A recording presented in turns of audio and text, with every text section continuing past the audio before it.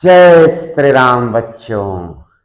2025 का सूर्य आज डूब गया, आप सभी को पता है। और 2026 का शुभारंभ हुआ। तो फिर से बोलिए एक बार, जय श्री राम राम राम राम राम राम राम राम राम राम राम राम राम। आज यदि हम लोग इस बात पर गौर करें तो यह पता चलता है कि समय परमात्मा की सबसे बड़ी सूक्ष्म लीला है। ये तो स्पष्ट है, सबको पता है। यह न रुकता है और ना ही थकता है।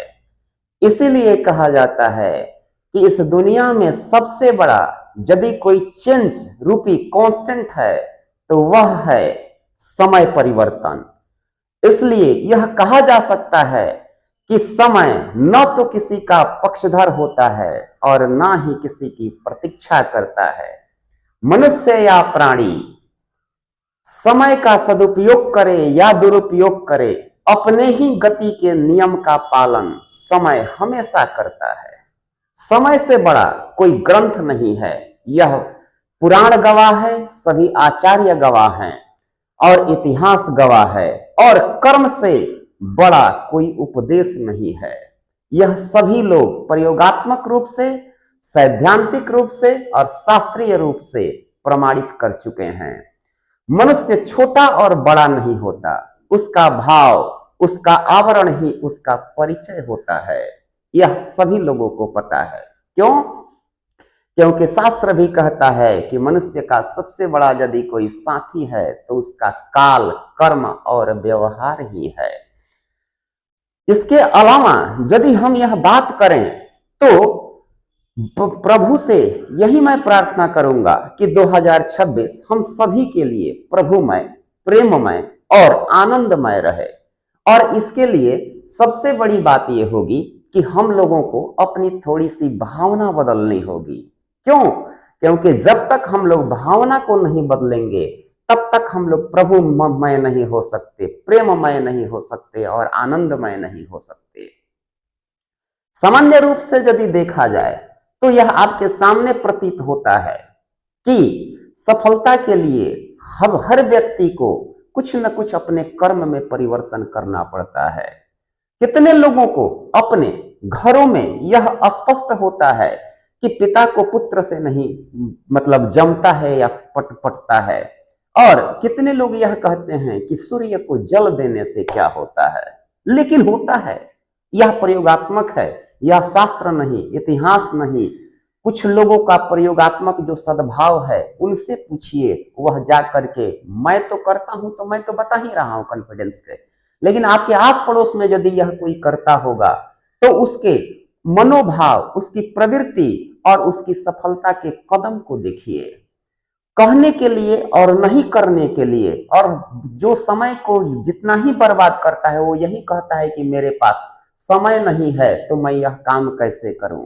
थोड़ा सा अपने दैनिक जीवन में इस चीज को यदि आप बदल लेते हैं तो यह निश्चित हो जाएगा कि 2026 के लिए सफलता के नए दैनिक कर्म जोड़ करके एक नए सूत्र हम लोग तैयार कर सकते हैं।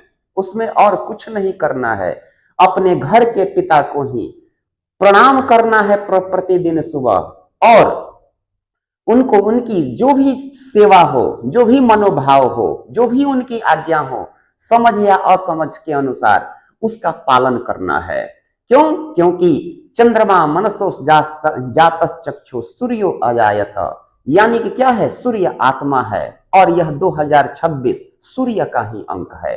तो यदि आप सफल होना चाहते हैं तो आप अपने घर से ही इस कर्म को शामिल कीजिए और सफल होइए।